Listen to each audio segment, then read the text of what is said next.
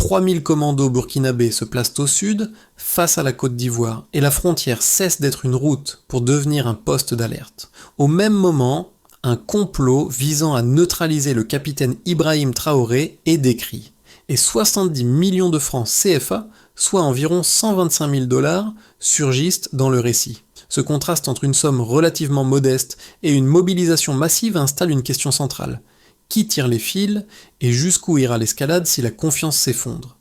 Derrière les uniformes, il s'agit d'un test de souveraineté, d'information et de voisinage, dont chaque détail peut reconfigurer les rapports de force. Ce qui se joue ici dépasse un simple mouvement de troupes ou une crise diplomatique ponctuelle entre voisins. Cette séquence promet de montrer comment un État sahélien redéfinit ses lignes rouges et pourquoi cette redéfinition concerne directement la stabilité régionale, les flux économiques et la lecture internationale du pouvoir en Afrique de l'Ouest. Pour le public, l'enjeu est clair, comprendre en quelques étapes comment une tentative de déstabilisation interne peut produire des effets en chaîne sur la sécurité, le commerce et la perception extérieure d'un pays. Ibrahim Traoré apparaît au centre de cette dynamique, non comme un symbole abstrait, mais comme un point de convergence entre menaces sécuritaires, rivalité d'influence et attentes populaires. À travers les faits rapportés, les chiffres cités et les réactions observées, cette analyse cherchera à distinguer ce qui relève du signal politique, de la dissuasion militaire et de la narration stratégique. L'objectif n'est pas de convaincre, mais d'éclairer les mécanismes à l'œuvre et leurs conséquences possibles à court et moyen terme. 70 millions de francs CFA, soit environ 125 000 $, apparaissent dans les éléments avancés par les autorités burkinabées. Ce montant, présenté comme retracé à travers des circuits de financiers transfrontaliers, est relié à une tentative de neutralisation ciblant le capitaine Ibrahim Traoré. Ces deux phrases me les condensent dans le cœur du dossier. Une somme précise, un objectif précis et une lecture sécuritaire qui transforme un fait financier en alerte nationale. Selon le récit officiel, la tentative déjouée n'était ni improvisée ni isolée. Elle s'inscrivait dans une séquence plus large où des acteurs internes et externes auraient cherché à exploiter les fragilités politiques et sécuritaires du Burkina Faso. L'élément déclencheur, tel qu'il est présenté, n'est donc pas l'argent en lui-même, mais ce qu'il permet, coordination, recrutement, logistique et promesse d'un basculement rapide du pouvoir. Dans ce cadre, Ibrahim Traoré n'est pas décrit uniquement comme une cible personnelle. Il est positionné comme le verrou institutionnel d'un système que certains acteurs souhaitent voir sauter. Cette distinction est centrale, car elle explique pourquoi la réponse ne se limite pas à une enquête judiciaire discrète, mais prend la forme d'un signal visible et immédiat à la frontière sud. Le contexte régional pèse lourd dans cette lecture. Les tensions accumulées, les tentatives de normalisation diplomatique récentes et les soupçons persistants autour de l'ingérence extérieure forment un arrière-plan déjà instable. La tentative alléguée vient s'y superposer comme un révélateur, accélérant des décisions qui, en temps normal, auraient été graduelles. À ce stade, il ne s'agit pas encore de prouver chaque détail, mais de comprendre la logique d'action. Face à une menace perçue comme existentielle, l'État choisit de montrer qu'il contrôle le territoire, les frontières et le tempo. Ainsi, la révélation n'est pas seulement un chiffre ou un nom, mais un basculement de posture. Sur le terrain, les premières répercussions ne se lisent pas seulement dans les communiqués officiels, mais dans la manière dont les acteurs locaux interprètent le déploiement. Au poste frontalier, la présence accrue des forces modifie immédiatement les routines. Contrôle plus long, circulation ralentie, vigilance affichée. Pour les habitants des zones concernées, cette transformation concrète donne un visage tangible à une menace jusque-là abstraite. Dans les villes proches de la frontière, des commerçants et des transporteurs évoquent une période d'ajustement plutôt qu'un choc. L'activité continue, mais sous des règles plus strictes, perçues comme temporaires par une partie de la population. Cette acceptation relative s'explique par le récit dominant. La mesure serait une réponse ciblée à un risque précis, non une fermeture durable au voisinage. Ibrahim Traoré apparaît ici en filigrane comme un repère politique plus que comme un protagoniste omniprésent. Son rôle, tel qu'il est compris localement, est celui d'un décideur qui assume le coût immédiat d'une action visible afin d'éviter des conséquences jugées plus graves à long terme.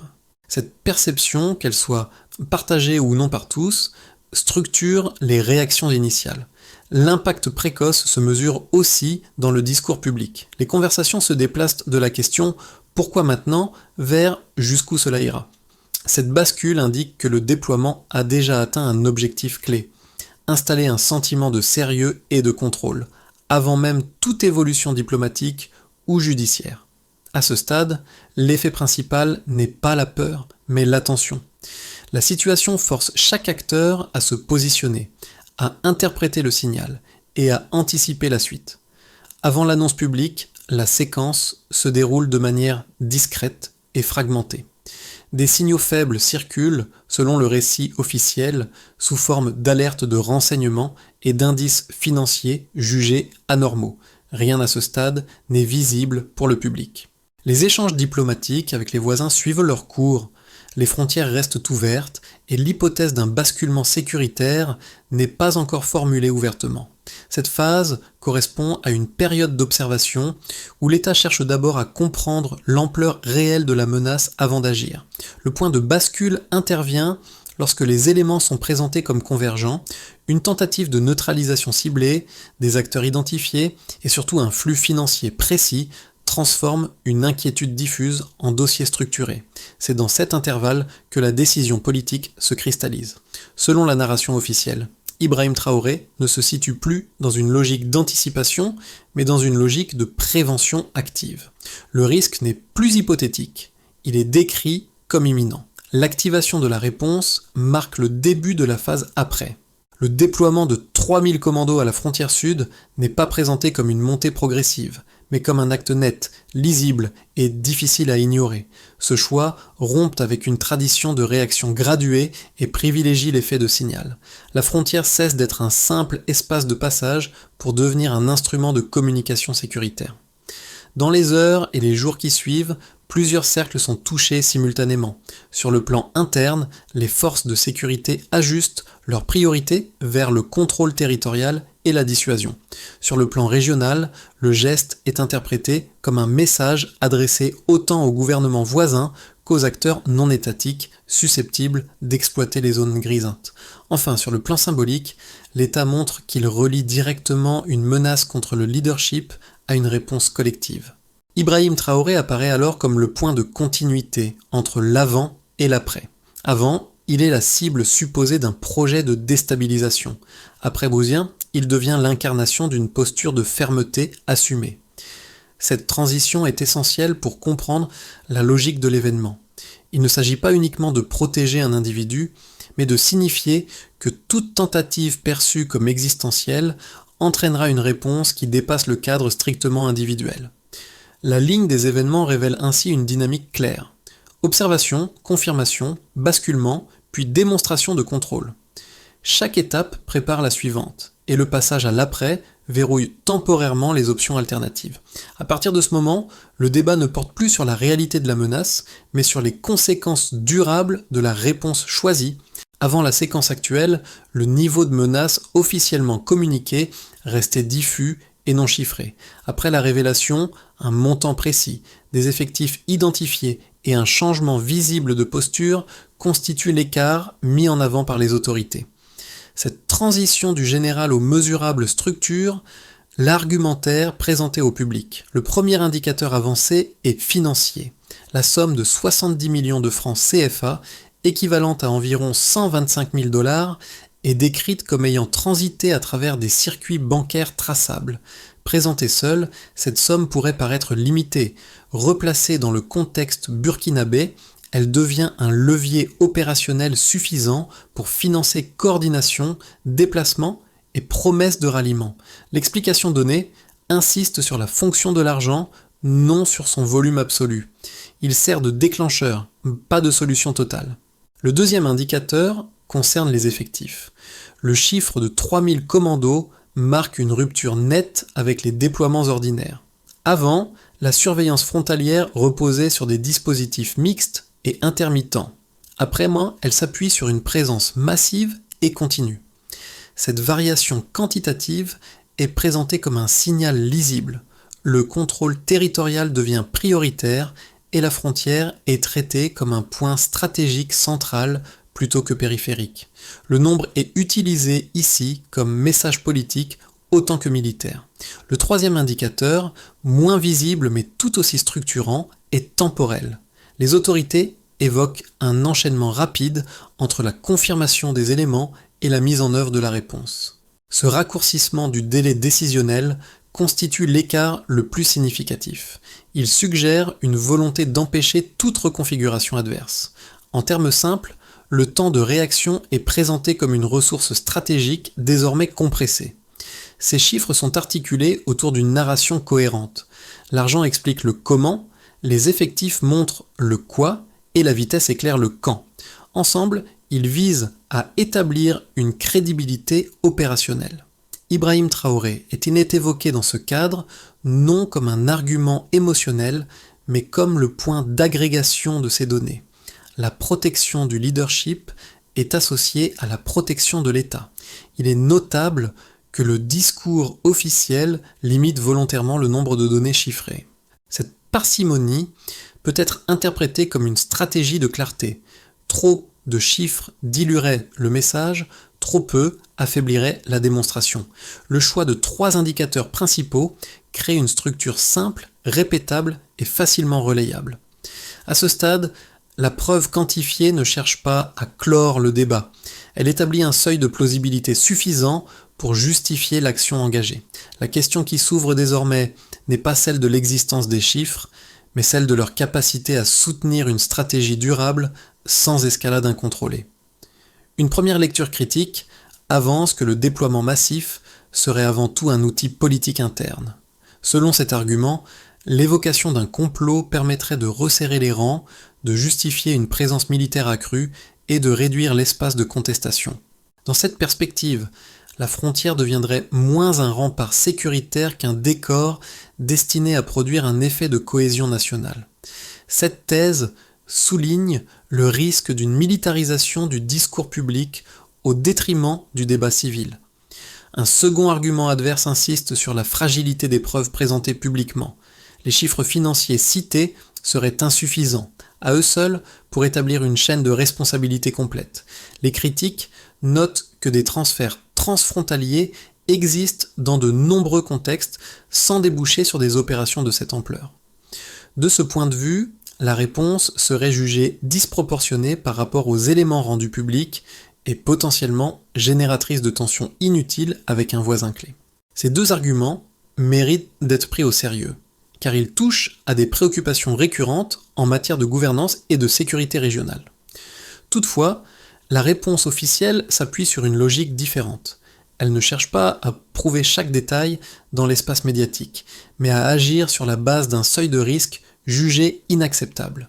L'enjeu n'est pas la certitude absolue, mais la prévention d'un scénario à fort impact. Dans cette logique, la notion de proportionnalité est redéfinie. La mesure n'est pas évaluée uniquement à l'aune des sommes évoquées, mais en fonction des conséquences potentielles d'un échec. Une neutralisation réussie du leadership aurait, selon cette lecture, provoqué une instabilité bien plus coûteuse que les frictions diplomatiques temporaires. Ibrahim Traoré est ainsi présenté comme un facteur de stabilité institutionnelle et non comme un simple individu à protéger. Enfin, le discours insiste sur le caractère réversible et ciblé de l'action. Le déploiement est décrit comme conditionné à l'évolution de la situation et non comme une fermeture définitive. Cette nuance vise à répondre à la crainte d'une escalade automatique. Dans sa meilleure lecture, l'argument montre donc que la controverse ne porte pas sur les faits seuls, mais sur l'évaluation du risque acceptable dans un environnement déjà fragile. Ce qui change à ce stade n'est pas le volume de forces engagées, mais la lecture stratégique de l'espace frontalier. La frontière n'est plus seulement pensée comme une ligne défensive destinée à bloquer une menace ponctuelle. Elle est repositionnée comme un instrument actif de pression, capable d'influencer comportements, calculs politiques et récits régionaux. Ce déplacement du sens marque un tournant. Dans cette nouvelle lecture, le déploiement sert moins à répondre à ce qui s'est déjà produit qu'à prévenir ce qui pourrait suivre. En verrouillant l'axe sud, l'État cherche à réduire les zones grises où circulent argent, intermédiaires et signaux ambigus. Le message n'est pas adressé uniquement à un voisin précis, mais à l'ensemble des acteurs susceptibles d'interpréter une hésitation comme une opportunité. Ibrahim Traoré apparaît ici comme le porteur visible de ce basculement.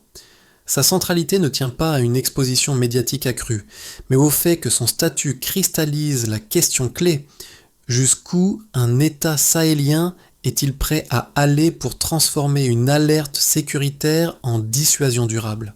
La réponse esquissée n'est ni strictement militaire ni purement diplomatique, elle combine contrôle, narration et anticipation. À mi-parcours, cette révélation referme ainsi une première boucle de curiosité. La question n'est plus seulement pourquoi maintenant, mais que produit réellement ce choix dans la durée? À partir de là, l'analyse se déplace vers les effets concrets. Les effets de la décision se déploient différemment selon les acteurs concernés, révélant une mosaïque d'impact plutôt qu'un résultat uniforme. Pour l'État burkinabé, la première conséquence est institutionnelle.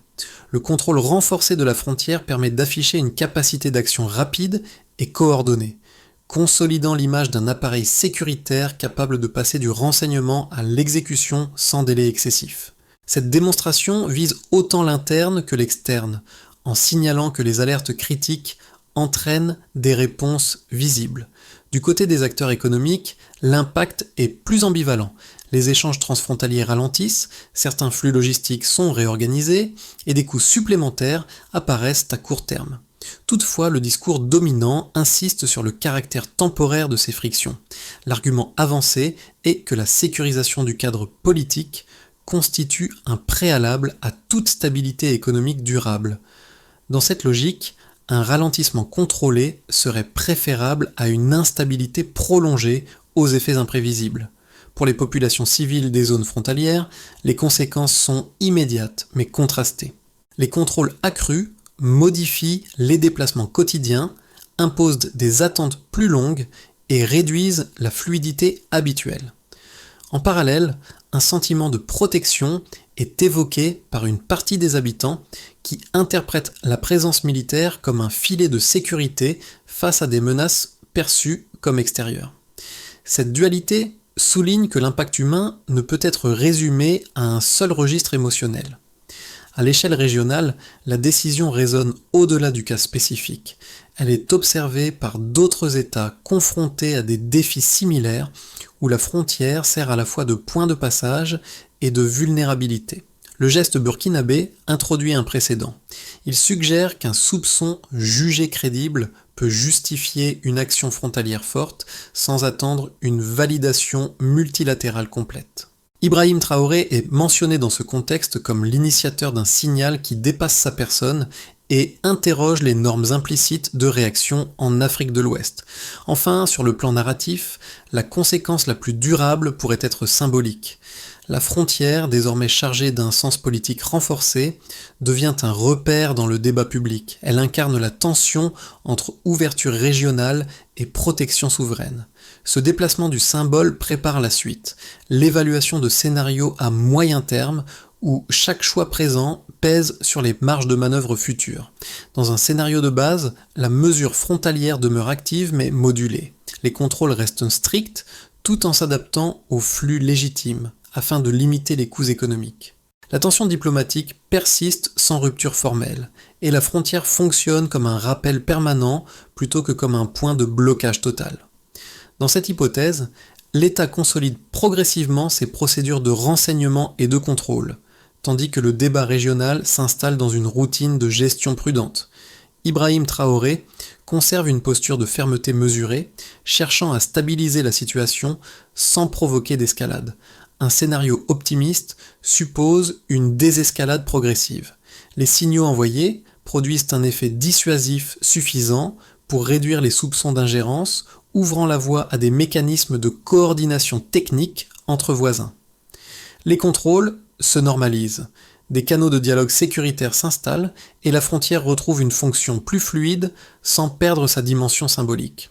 Dans ce cadre, la décision initiale est relue comme un moment de clarification qui a permis de rétablir des règles du jeu plus lisibles.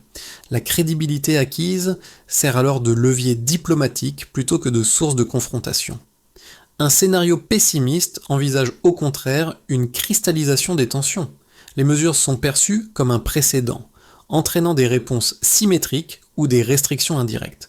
Les frictions économiques s'accumulent, les récits antagonistes se durcissent et la frontière devient un espace de rivalité narrative autant que sécuritaire.